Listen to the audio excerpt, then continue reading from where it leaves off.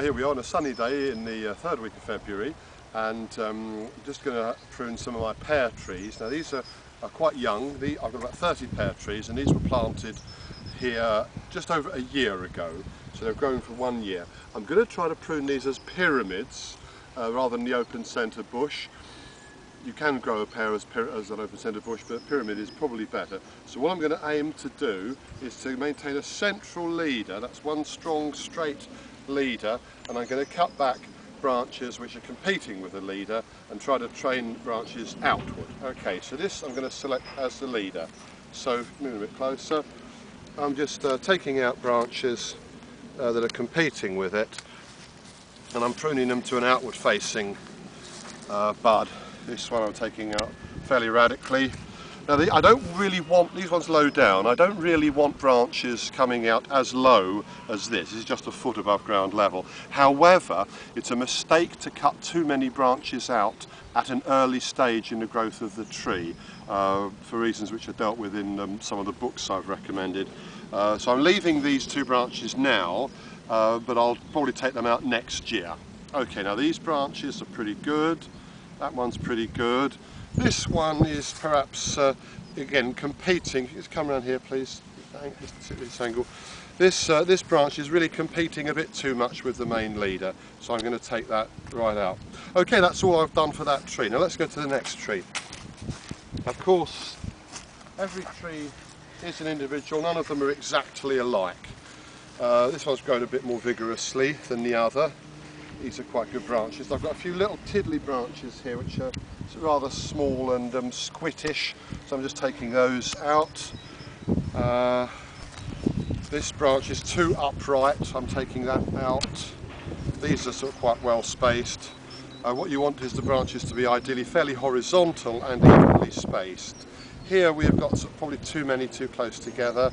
Sometimes it's good to look down from the tree to see what they look like. You have your hands on the clock, as it were. I'm going to take one of them out. Matter of judgment as to which one.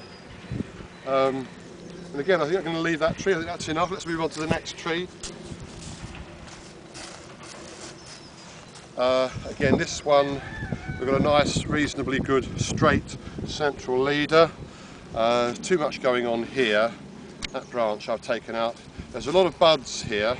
There are too many buds. Snicking a lot of those out close to the right close to the centre. I'm taking out some of those. This is slightly controversial, this one. I think we'll take that down to there. Outward facing, again prune that to outward facing. I'm going to take that clean out and that clean out. These ones I'm going to leave this year and probably remove them in later years. But again, I'm just going to prune that to an outward facing bud. Leave that. Okay, let's just do another one. This tree over here.